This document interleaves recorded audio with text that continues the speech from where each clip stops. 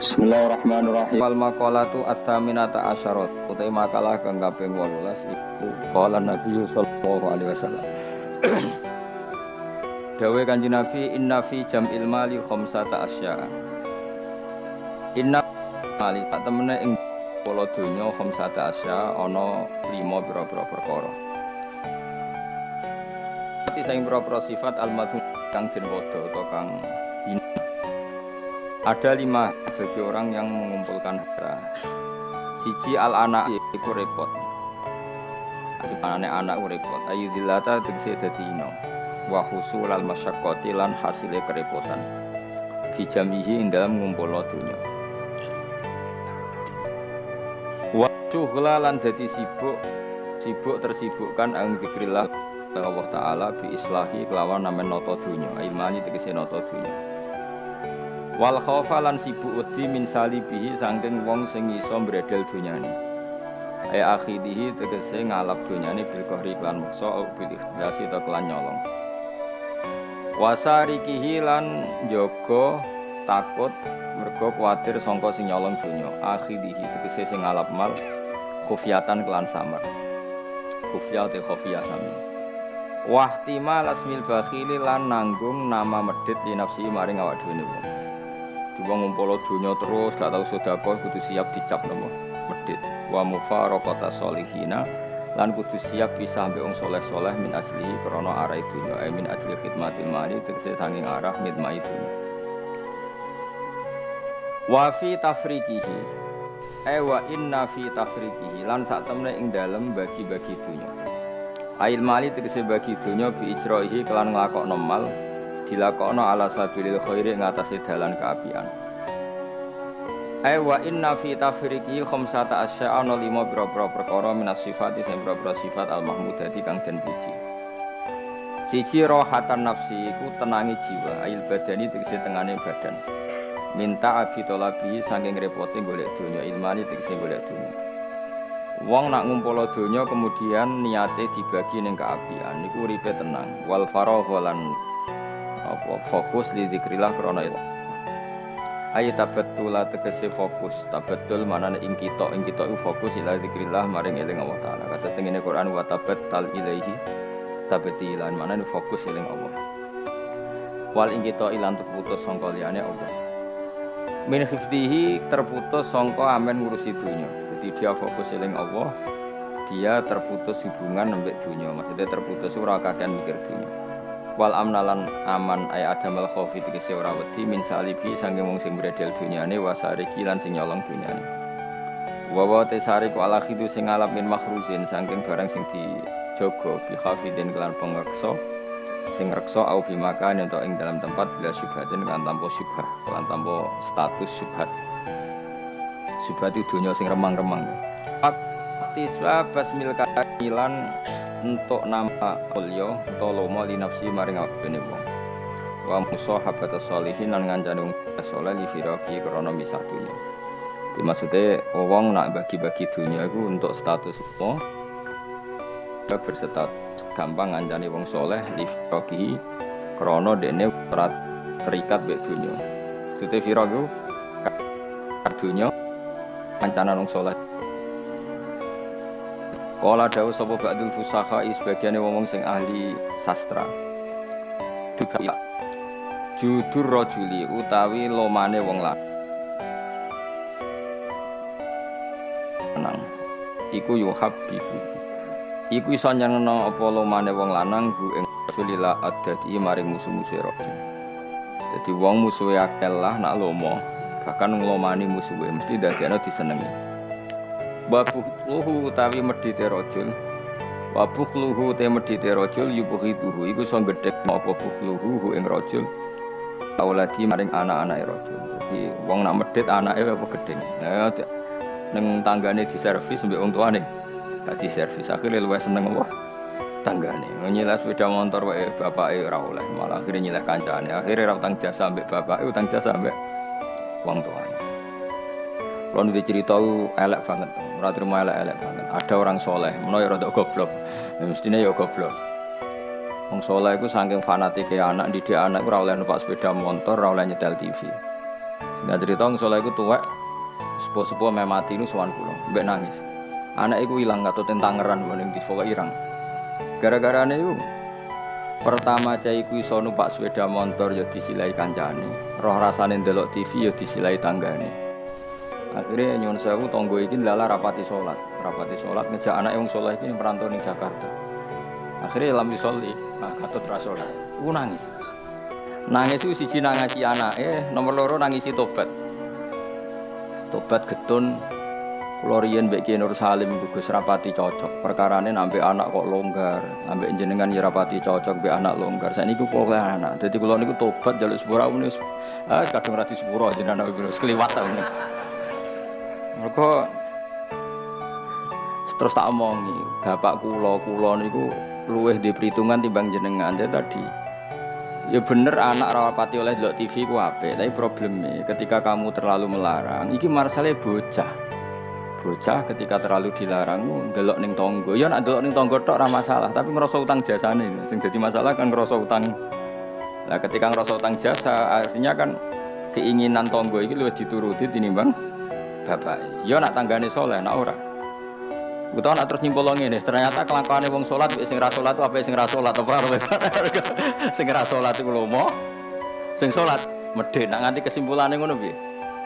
Oh parah kan, ternyata perilaku wong ra salat luwih apik timbang sing salat. Fa inna hadzal musolli sing salat iki bakhil, sing ra salat.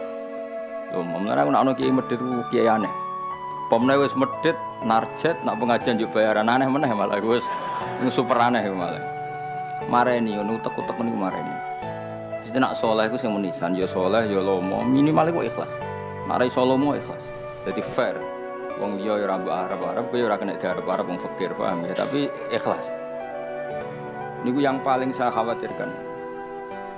Makanya kemarin pas acara 100 harinya Mbah Mun, kula bela Mbah Mun niku mati-matian, termasuk yang saya bela adalah Mbah Mun itu baik sama siapa saja, termasuk mbek wong fasik.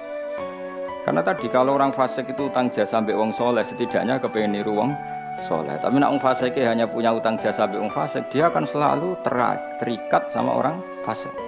Misalnya ketemu koncone fasik disangoni, ketemu koncone fasik ditraktir, pas ketemu wong soleh disinisi, akhirnya mbek wong soleh dendam, ambek wong fasik tertarik kan.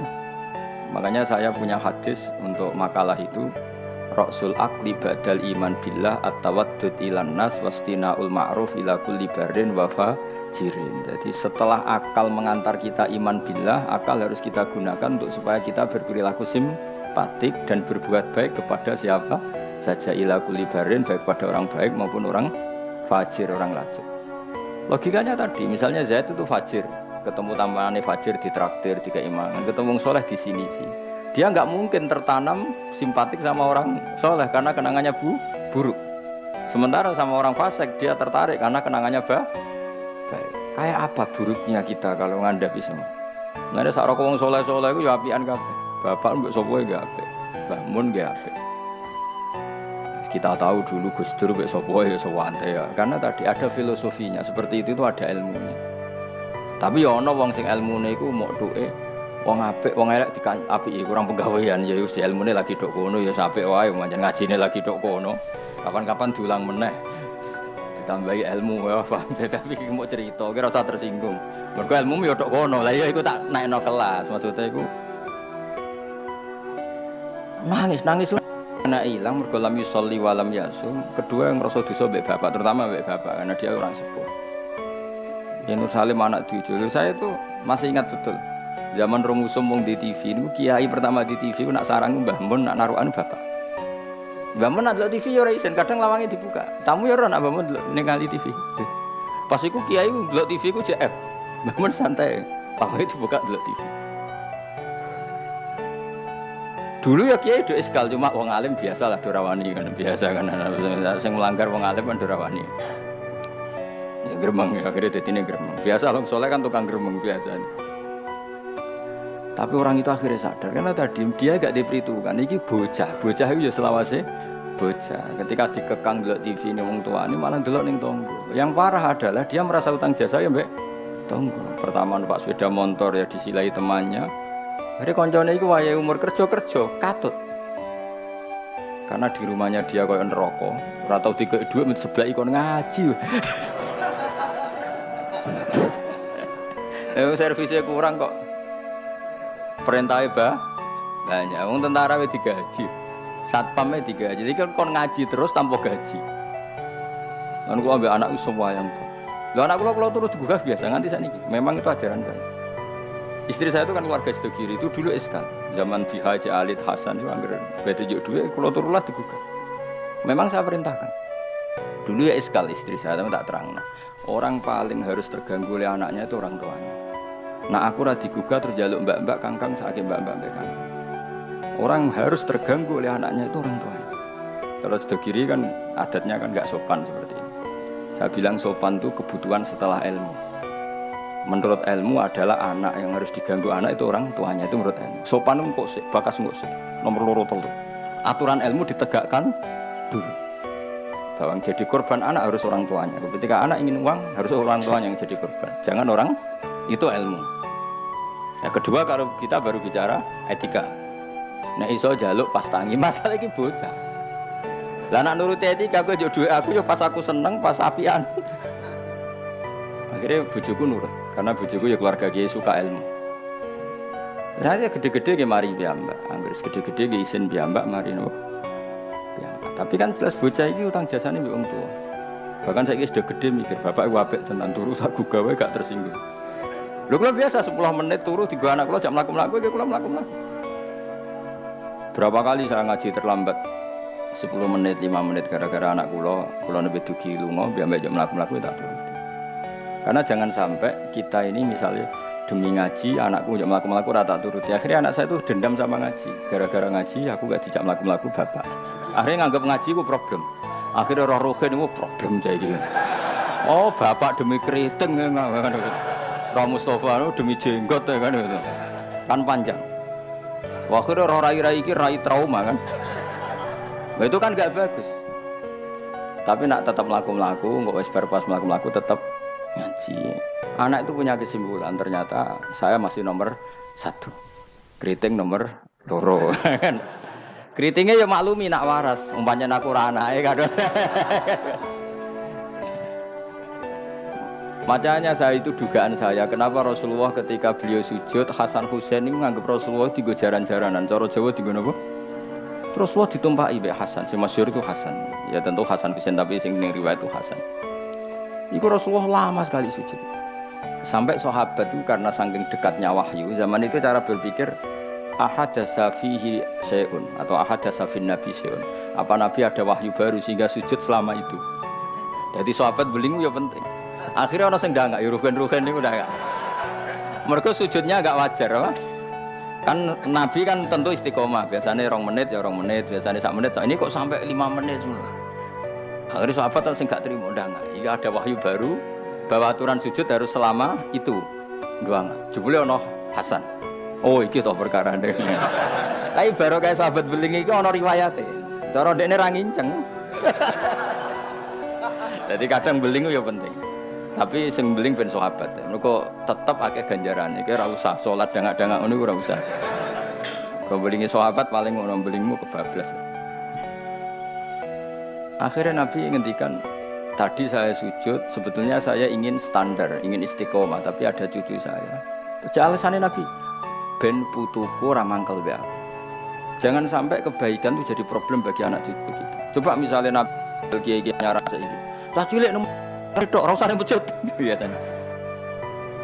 Itu nek ana cah cilik teko jare karena khotibe tersinggung, pidato ora dirungokno. Dia momen jadi khotib kan ngono kok diganggu apa? Biasanya sing ngamuk khotib. Dulu pernah beberapa masjid itu kayak pengumuman anak kecil kan. Iku sing lawan ku datang sekitar ben dolanan nang masjid. Dolanan germa malah kowe sampe bingung. Ngrame ya ya enggak ku khutbah, gak penting syarat rukun.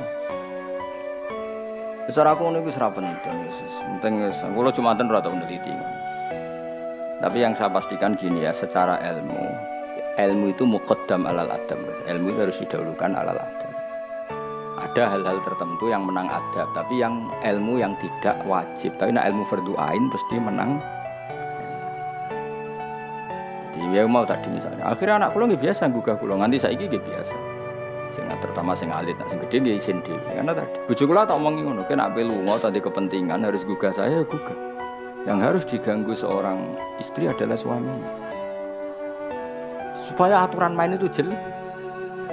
Lho mbak dalam saya aja berani gugah saya karena tak atur mbak dalam saya yang bagian ibu tak kaidah kali ibu gerah saya di rumah gugah totok om. Jika supir kula ya wani. Karena itu kaidah. Jangan sampai misalnya ibu gerah jam 1:30 karena etika nunggu Gus Bak Wungu misalnya. Itu kan parah terus akhirnya sampai subuh. Jadi ilmu itu harus muqaddam apa? Bahwa ibu itu segala-galanya. Sampai sekarang saya beberapa kali 1:30 ditotok Mbak Dalem atau Kang Dalem. Gus ibu gerah ini saya bangun langsung bawa ke rumah sakit atau gini. Etika itu ba'dal ilm. Jadi ketentuan ilmu itu nomor 1. Iya, gue cukup anak iki kok delok TV itu rasa etika. Tapi mesti mbok pikir gak delok ning omah tapi delok ning tangga. Apik diganggu wong tuane mek ganggu tanggane. Lho ganggu tangga misale ngono, tapi tanggane seneng. Misale wong ibu-ibu kok pendelok angling darmu, anak ndok teletabis, ya kan ora sambung. Tetep ganggu. Ibu-ibu ada selera enggak misal? Misalnya kau mendelok sinetron, anak mendelok teletabis misal. Ayo, Mustafa delok film ISIS.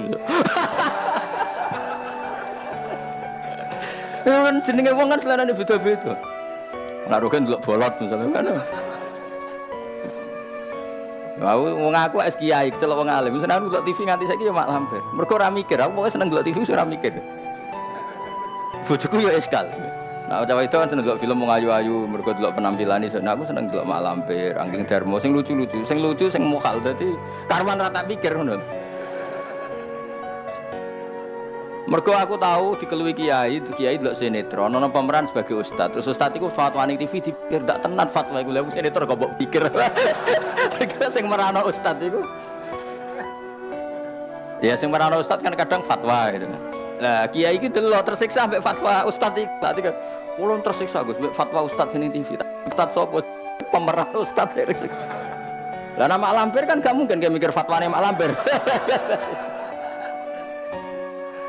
Tapi setan wis setruk.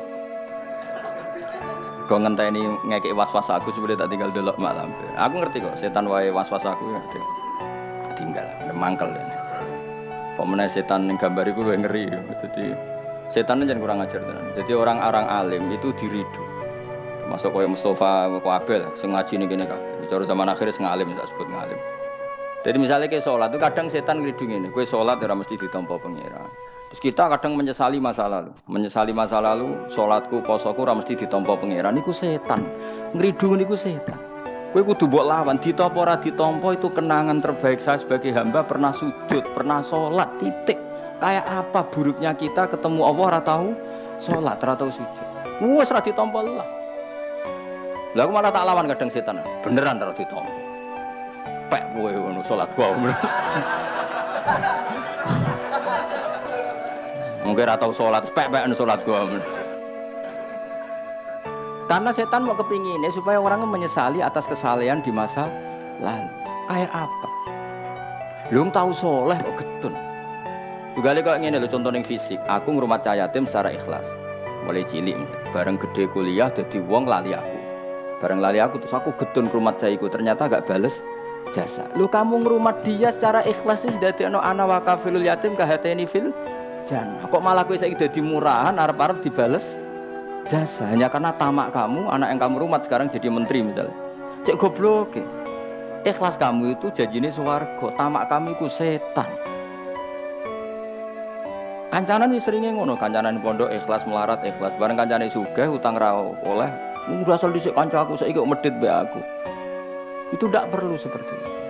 Masa lalu kita yang ikhlas itu masa lalu yang luar biasa. Nah, tapi setan kepengen batalno ikhlas di masa lalu. Makanya di Ikhya itu setan saking kurang ajar. Ikhlas wis kliwat itu udah adek. Lah zaman kowe goblok kan mesti ikhlas to. Lan cara Mbah Mun guyonane santri mbek kiai ku ikhlas santri. Mergo santri ku nyucup kiai sapa ikhlas. Bareng dadi kiai pikir-pikir ni rival ini ora kan.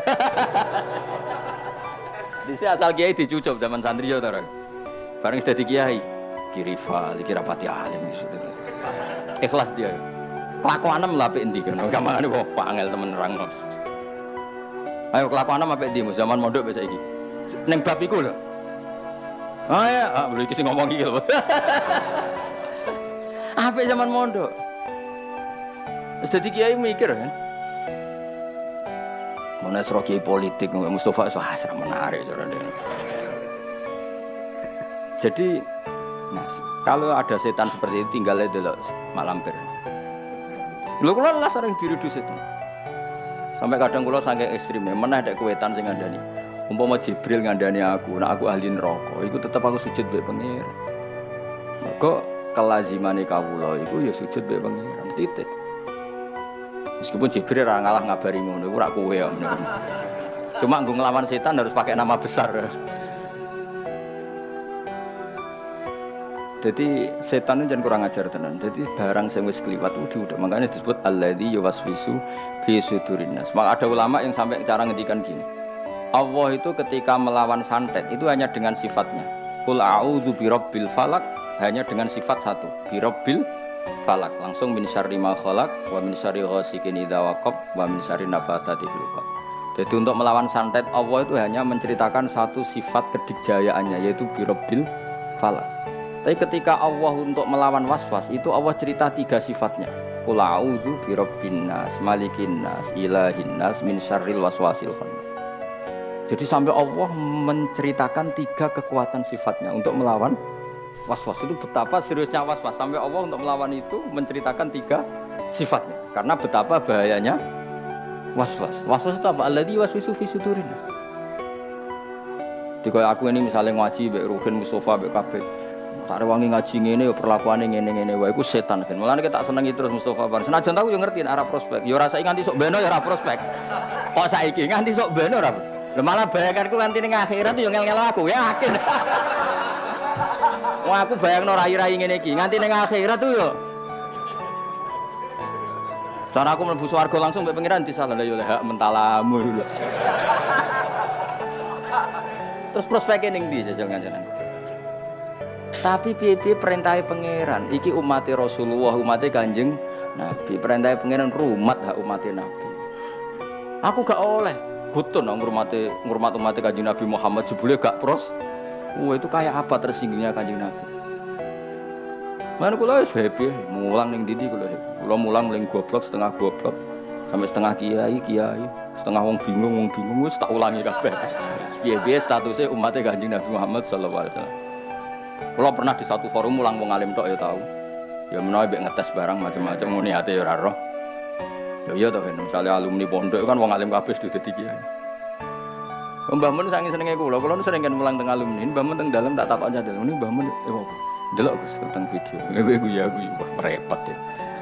Aku ya pede wae. Mergo kok aku ngene pikiran, aku ra pede tambah keliru tambah repot. Santai.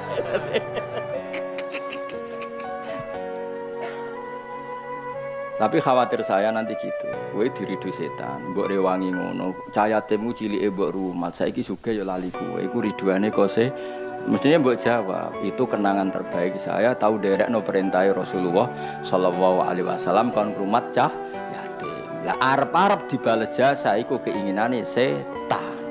Jadi rumat cah yatim ki nuruti perintah Rasulullah, tomak iku perintah setan. Berarti setan harus kamu lawan. Iku min syarril waswasil khannas. Jadi sudah.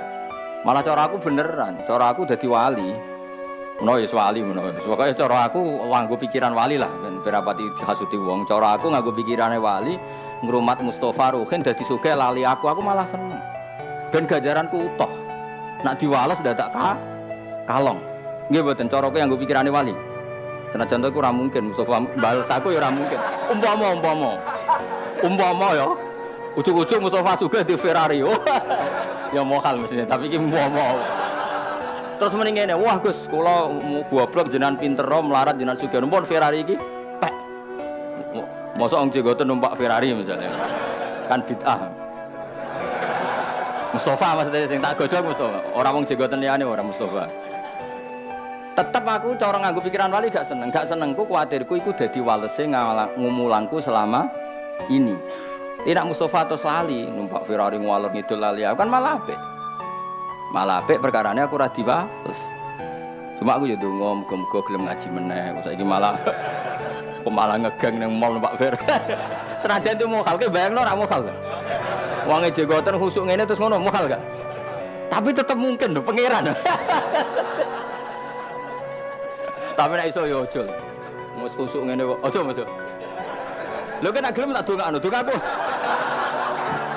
Dongaku mandi, yakin mandi. Pokoknya aku donga sing aneh-aneh ku mandi mesti. Gelem ora, nek gelem tak dongakno saiki. Masa sampeyan akeh ngamini gak mandi.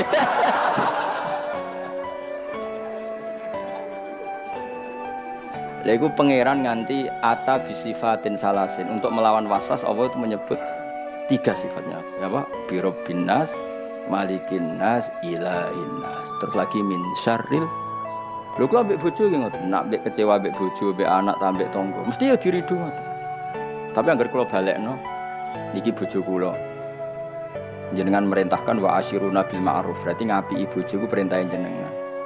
Kadang ngamuk, muring-muring perintahe setan, mergo ujung-ujunge nuruti harga diri. Tapi muamalah bil ma'ruf perintahe jenengan. Gusti kula dhisikno jenengan timbang perintahe nafsu. Kula mbek jenengan nuruti nafsu yo ngono. Mulang ngene iki prospeke opo iki? Nuruti nafsu. Tapi kan kiai amatir wis ora bakal dadi wali. Wong kakan perhitungan ora bakal dadi wali. Tapi nek nuruti perintahe pangeran. Allah nyifati Rasul sapa Rasul yaslu alaihim ayatika wa yuallimuhumul kitab. Sifat khasi Rasul mulang Quran. Nah kita itu ulama warasatul anbiya, khase hubungan nak kowe warasatul anbiya, khase kiai be umat hubungane mulang yaslu alaihim ayatika wa yuallimuhumul kitab wal hikmah. Lha ulama be umate kok hubungane di manajemen. Umat sak menaki tak wajib ziarah selisih piro misalnya. Niku ora hubungane ulama mbek umat, paham ya? Ku pedagang. Tapi ana sing ngono ya oleh ben duwe selingan lah ku. Nah, kapan-kapan gelem tak jak. Tapi kalau suwun, pokoke was-was harus dilawan. Ya was-was itu harus termasuk wedi suul khotimah kudu mbok lawan. Tak rewangi salat ngene, tak rewangi ibadah ngene jebule aku engko nang suul. Iku kudu mbok lawan. Wis suul khotimah lah sementing tau sujud. Karena keinginan setan itu sebetulnya hanya supaya kamu tidak nyaman dengan ibadah. Tapi kalau ketakutan suul khotimah kamu menjadikan kamu sopan sama orang lain, menjadikan kamu tawadhu, gak apa-apa. Itu berarti sangka malah malaikat. Karena ketakutan suul khotimah berakibat takzim atau sopan kepada orang lain. Itu bagus. Berarti kan tambah tawadhu. Mesti tambah tawadhu. Aku solehlah ya, orang mesti husnul khotimah. Akhirnya tawadhu be wong liya. Itu bagus. Karena efeknya bagus. Paham ya? Tapi nak terus gak nyaman dengan ibadah kamu di masa lalu karena takut tetap suul. Wah itu setan-setan amoh, yakin sih. Kudu mbok lawan. Wes aku suul khotimah lah, tetap aku bangga dadi kawulane Allah. Tau ning donya sujud, tau ning donya maca tasbih, tau maca selawat ning Rasulullah sallallahu alaihi wasallam. Akhirnya setan kan mikir. Tapi akhirnya nyatane suul khotimah terus gunane apa? Gunane ya aku tau sujud mbek pangeran. Sujud kok ora roh gunane, dasar setan elek. Wong ora roh gunane sujud ngono. Dadi terangno apa? Mesti nak ketok terang. Lho omongan ngono kan wis goblok gedeng. Wong gunane apa kowe sujud nak akhire suul? Wong kok ora ora gunane. Sujud itu tegale ngene, gunane apa aku mangan nak terus ngising kok sunah. Kok ora takok ngono. Padha-padha akhire le sunah lho. Terus ki ape ra mangan, moh aku mangan kenapa sok ben yo le sunah. Gendeng to ora? Gak gendeng ora. Ya padha, wong tau sujud kok getun suwe tanamo. Ya dong ya.